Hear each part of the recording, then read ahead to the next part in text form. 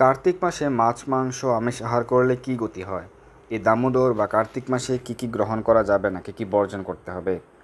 পদ্ম পুরাণে ব্রহ্ম নারদ সংবাদ উল্লেখ রয়েছে এবং হরিভক্তি বিলাসের ষোড়শ বিলাসে উল্লেখ রয়েছে 187 থেকে 190 শ্লোকে, যে কার্তিক মাসে রাজমাস বা বরবটি এবং শিম যদি কেউ গ্রহণ করে তাহলে কল্পকাল তাকে নরকবাসী হতে হয়। অর্থাৎ 860 কোটি বছর, মনুষ্যের হিসাবে 860 কোটি বছর তাকে নরকে বাস করতে হয় যদি কেউ কার্তিক মাসে শিম বরবটি গ্রহণ করে।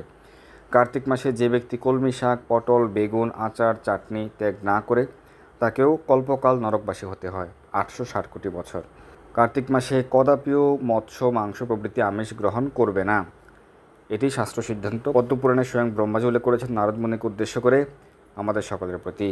পদ্মপুরাণে শ্রী রুক্মিণী অঙ্গদ মোহিনী সংবাদ উল্লেখ রয়েছে এবং হরিভক্তি বিলাসের ষোড়শ বিলাস উল্লেখ রয়েছে। কার্তিকে তৈল, মধু, কাঁসার পাত্রে ভোজন, পচা বাসি অম্লদ্রব্য, আচার ইত্যাদি বর্জন করবে। সমস্ত প্রকার মৎস্য, কচ্ছপ আদি সকল প্রকার মাংস কার্তিকে বর্জন করবে। ঔষধ হিসাবেও কোনো মাংস গ্রহণ করা যাবে না। কার্তিকে মৎস্য মাংস যদি কেউ গ্রহণ করে তাহলে তিনি চণ্ডাল হন। কার্তিক মাসে কী কী নিষেধ, কী কী বর্জন করতে হবে? সমস্ত প্রকার মাছ, মাংস, ডিম, ছত্রাক, মাশরুম, পেঁয়াজ, রসুন, শিম, বরবটি, গাজর, মূলা, নালিতা, পটল, বেগুন, কলমি শাক, ছোলা ডাল, মাসকলাই, মসুর ডাল, মটর ডাল, তিল, সরিষা, সরিষার তেল, মধু, সেদ্ধ চালের অন্ন, আচার এবং এগুলো বর্জন করে এই মাসে কৃষ্ণ প্রসাদ গ্রহণ করবেন। প্রাতঃস্নান করবেন, ভগবানের উদ্দেশ্যে দীপদান করবেন, ঘৃতপ্রদীপ দিয়ে ভগবানকে আরতি করবেন, বেশি বেশি শাস্ত্র অধ্যয়ন করবেন, অধিক হরিনাম জপ করবেন, দামোদর অষ্টকম পাঠ বা কীর্তন করবেন। যদি কেউ এই মাসে শ্রীমদ্ ভগবদ্গীতা যথাযথ সংগ্রহ করতে চান, লীলা পুরুষোত্তম শ্রীকৃষ্ণ গ্রন্থ সংগ্রহ করতে চান, দামোদর গ্রন্থ সংগ্রহ করতে চান, তাহলে আমাদের এই হোয়াটসঅ্যাপ নম্বরে যোগাযোগ করতে পারেন। যারা এইভাবে কার্তিক ব্রত পালন করে না তাদের কি গতি হয় চলুন আমরা দেখে নেই। স্কন্দপুরাণে ব্রহ্মা নারদ সংবাদ উল্লেখ রয়েছে, স্বয়ং ব্রহ্মাজি উল্লেখ করেছেন নারদ মুনিকে উদ্দেশ্য করে আমাদের সকলের প্রতি, এবং হরিভক্তি বিলাসের ষোড়শ বিলাস উল্লেখ রয়েছে। দুর্লভ মনুষ্যজন্ম লাভ করে যে মানব কার্তিক ব্রতে বর্ণিত ধর্ম আচরণ না করে, অর্থাৎ যারা এই কার্তিকে যে বিধি নিয়ম সিদ্ধান্ত শাস্ত্র প্রদান করা হয়েছে সেগুলি পালন না করে তাদের কি গতি হবে সেটি এখানে উল্লেখ রয়েছে।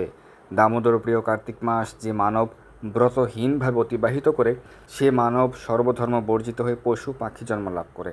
যারা এই কার্তিক মাসে ব্রত পালন করে না, নিরামিষ আহার করে না, তাদেরকে পরবর্তীতে পশু পাখি জন্ম লাভ করতে হবে, সেটি স্কন্দ পুরাণে স্বয়ং ব্রহ্মাজি উল্লেখ করেছেন। নারদ মুনিকে উদ্দেশ্য করে ব্রহ্মাজি আরও বলছেন, হে মুনিবর, যে মানব কার্তিক ব্রত না করে সে সর্বদা মিথ্যাবাদী, স্বর্ণচোর এবং প্রভৃতি পাপে তাকে নরকে দণ্ডভোগ করতে হয়। এবং যদি কোনো বিধবা নারীও কার্তিক ব্রত না করে, হে মুনিশ্রেষ্ঠ, সে সত্যিই নরকে গমন করে। সধবা নারীরও অবশ্যই কার্তিক ব্রত পালন করা উচিত, অর্থাৎ সকলের ক্ষেত্রেই কার্তিক ব্রত অবশ্যই পালন করা উচিত। কার্তিক মাসে যে স্বামী স্ত্রী ব্রত না করে তাদের যজ্ঞ, দান প্রভৃতি বৃথা হয় এবং কল্পকাল নরকবাসী হতে হয়। কার্তিক মাস প্রাপ্ত হয়ে যদি কোনো ব্রাহ্মণ দ্বিজ যদি ব্রত বিমুখ হয়, দেবরাজ ইন্দ্র সহ সকল দেবগণ সকলেই তার প্রতি বিমুখ। অর্থাৎ যদি কেউ ব্রাহ্মণ হয়েও কার্তিক ব্রত পালন না করে তাহলে সকল দেবতাগণ তার প্রতি বিমুখ হন।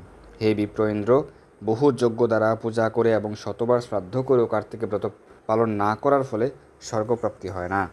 কার্তিকে ব্রত না করার ফলে সন্ন্যাসী, বিধবা, বিশেষত বর্ণাশ্রমী, ব্রহ্মচারী, গৃহস্থ, বানপ্রস্থ সন্ন্যাসী সকলে নরকে গমন করে। অর্থাৎ কার্তিক বা দামোদর ব্রত সকলেরই পালন করতে হবে। কমপক্ষে আপনার নিরামিষ আহার বা কৃষ্ণপ্রসাদ গ্রহণ করবেন। হে বিপ্রবর, কার্তিকে যদি কেউ ব্রত না করে তার বেদসমূহ অধ্যয়নে কী ফল এবং পুরাণসমূহ পাঠেই বা কী ফল? অনেকে রয়েছে বেদ অধ্যয়ন করেন প্রতিদিন কিন্তু কার্তিক মাসে আমিষ আহার করেন, তাহলে তার কী ফল? কোনো লাভ হচ্ছে না। তাই স্বয়ং ব্রহ্মাজি উল্লেখ করেছেন যে কার্তিক ব্রত অবশ্যই সকলের পালন করতে হবে। কার্তিক ব্রত না করায় জন্ম অবধি পুণ্য উপার্জন করলেও সে সকল পুণ্য বিফল হয়। আপনি জন্ম অবধি যত পুণ্য অর্জন করেছেন সব কিছুই বিফল হয়ে যাবে যদি আপনি কার্তিক ব্রত পালন না করেন। কার্তিক ব্রত পালন না করলে যে উৎকৃষ্ট দান, সুমহান তপস্যা, জপ সকলেই বিফল হয়। হে নারদ, কার্তিক মাসে এই উত্তম ব্রত না করলে সপ্ত জন্মার্জিত পুণ্য বৃথা হয়, গত 7 জন্মের সকল পুণ্যফল বৃথা হবে। তাই অবশ্যই এই কার্তিক ব্রত পালন করবেন। যাদের পক্ষে হবিষণ্য গ্রহণ করে ব্রত পালন করা সম্ভব সেটি করতে পারেন, অথবা নিরামিষ আহার বা কৃষ্ণপ্রসাদ গ্রহণ, প্রাতঃস্নান, ভগবানের উদ্দেশ্যে দীপদান, ভগবানের উদ্দেশ্যে ঘৃতপ্রদীপ দিয়ে আরতি করবেন, বেশি বেশি শাস্ত্র অধ্যয়ন করবেন, গীতা ভাগবত পাঠ করবেন, ভগবানের চরণকমলে তুলসীপত্র পুষ্প অর্পণ করবেন, হরিনাম জপ কীর্তন করবেন।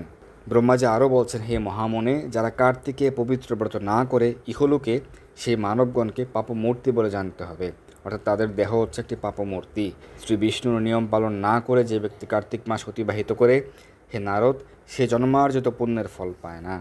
এভাবে শাস্ত্রে কার্তিক ব্রত পালনের বিধি নিয়ম, ব্রত পালন করলে কি হয়, ব্রত পালন না করলে কি হয়, কীভাবে ব্রত পালন করতে হয়, এই সম্পর্কে বিশদ বর্ণনা হাজার হাজার শ্লোক রয়েছে শাস্ত্রে। তো এই বিষয়ে বিস্তারিত আলোচনা কিন্তু আমার চ্যানেলে প্রতি বছর আমরা করে থাকি, রয়েছে, আপনারা সেটিও দেখে নিতে পারেন।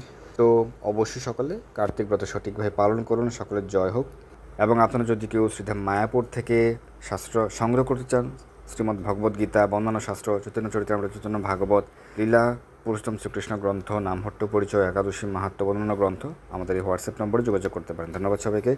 হরে কৃষ্ণ। সকলের জয় হোক।